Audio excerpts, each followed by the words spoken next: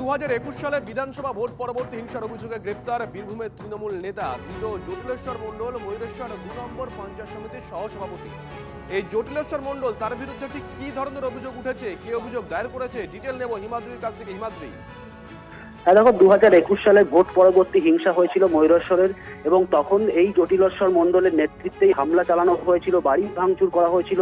একাধিক বিজেপি নেতা কর্মী তারা বাড়ি ছাড়া হয়েছিলেন, দীর্ঘদিন তারা বাড়ি ঢুকতে পারেননি, এই ধরনের মারাত্মক অভিযোগ রয়েছে এবং তাদেরকে হুমকি দেওয়া হয়েছিল রীতিমতো বাড়ি না ঢোকার জন্য।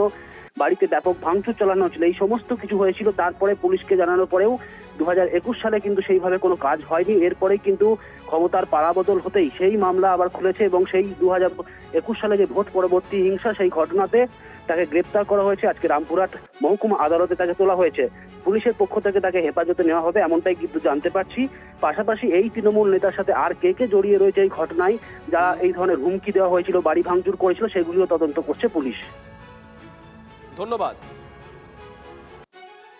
জ্যোতিষ মণ্ডল তৃণমূলের দুর্নীতিগ্রস্ত একজন নেতা। সারা পোস্টপল ভায়োলেন্স সহ বিভিন্ন অসামাজিক কাজকর্মের সঙ্গে যুক্ত ছিল।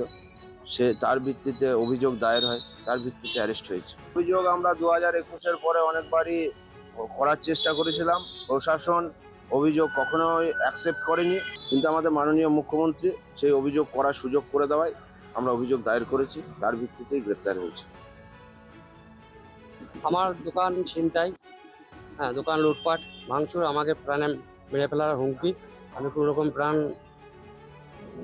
করে বেরিয়ে যাই। তারপর থেকে আমার দোকান বন্ধ ছিল 2 বছর পর।